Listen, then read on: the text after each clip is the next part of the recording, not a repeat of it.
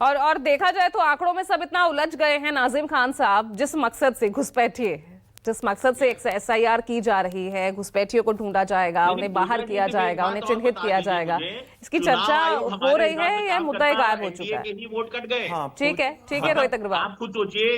रोहित नहीं, अभी आपकी बारी नहीं है, आपकी बारी नहीं है रोहित। चुनाव आयोग हमारे लिए इतना तत्परता से काम कर रहा था कि हमारे ही वोट काट दिए उसने। ठीक है रोहित अग्रवाल, कम से कम आज तो चुनाव आयोग को मत कोसो, कम से कम आज तो बोलो कि लोकतंत्र की। रोहित नाजिम जी को बोलने दीजिए, वो अब तक बोल नहीं पाए। रोहित।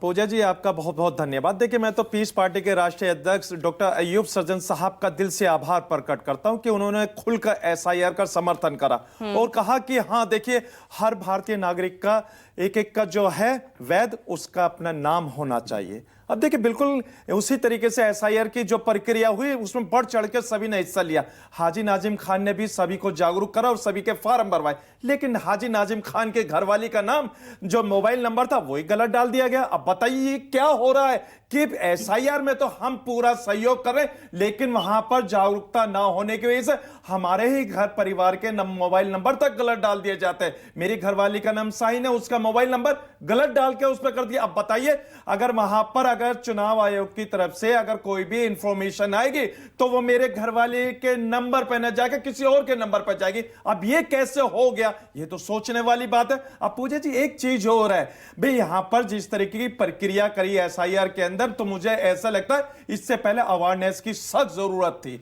अगर अवेयरनेस होती तो इस तरीके का माहौल नहीं बनता, और जो 2.89 करोड़ के करीब है तो यह भी आंकड़ा नहीं आ पाता। लेकिन यहां पर सिर्फ और सिर्फ घुसपैठियों को बाहर करने की वाली बात होती थी। आप देखते हैं कि जहां पे भी चुनाव होता है ये घुसपैठिया जरूरत से ज्यादा चालाक है, उसी राज्य में पहुंच जाते हैं जहां चुनाव होना होता, लेकिन जब एसआईआर होती है तो वहां पर घुसपैठिया का एक का नाम तक नहीं आ पाता कि ये घुसपैठिया। ये तो बड़ी चिंता करने वाली बात है। लेकिन यहां पर अब ये बता दीजिए, हमारी भाजपा की प्रवक्ता बहन उन्होंने तो कह दिया कि ड्राफ्ट कल आया, उन्होंने अपने परिवार के जिनके नाम नहीं है उनके ऐड करा दिए। भाई कल ड्राफ्ट आया तो वो कैसे पता चला कि आपके परिवार के जो नाम है वो ऐड होके आपके सामने आ गए? लेकिन बड़े ये सोचने वाली बात है, लेकिन वो मौजूदा सरकार में वो हो सकता है, लेकिन जो आम जनता के नाम कटे हैं, जो जिंदा है, जिन्होंने फार्म भरे हैं, जिन्होंने फार्म भरे उनके नाम तक नहीं आ रहे, तो ये बता दीजिए पूजा जी उनके लिए फिक्र करने की सख्त जरूरत है, क्योंकि वो तो भारतीय है। लेकिन एक बात बड़ी जरूरी है, देखिए जब ये एसआईआर जब हो गया है, स्पेशल इंटेंसिव रीजनल हो गया, तो जाहिर सी बात है कि भारत के अंदर जो ये 12 राज्य के अभी हुआ है एसआईआर, तो यहाँ पर सब वैध है। अवैध नहीं है तो आने वाले वक्त में आधार कार्ड को ईवीएम से लिंक कर दिया जाए, ताकि पूरे भारत के अंदर आने वाले वक्त में वही मतदाता वोट डालेगा जिसका शुद्धिकरण हो गया। रिस्पॉन्ड कीजिए, आपने जो दावा किया आपके परिवार के नाम, आप उनका इंक्लूजन करा लिया है?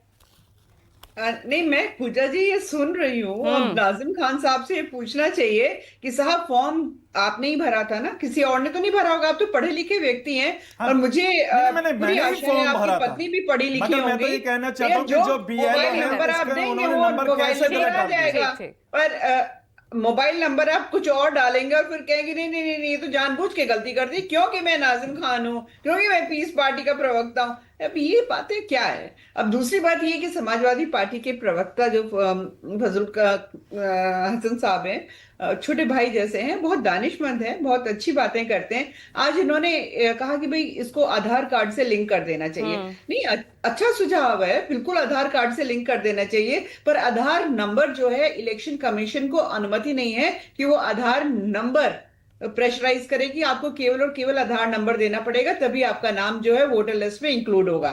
तो इसमें तो कोई भी वैध डॉक्यूमेंट है आप उसको सबमिट कर दीजिए, चाहे वो पैन कार्ड हो, चाहे पासपोर्ट की कॉपी हो, ड्राइविंग लाइसेंस हो, है ना। इस तरीके कई ऐसी चीजें हैं ना जो अपने आप में यहाँ पर सवाल अनिला सिंह यहाँ पर खड़े करते नजर आ रहे हैं। मैं चाहूंगी रोहित आप इसका जवाब दीजिएगा।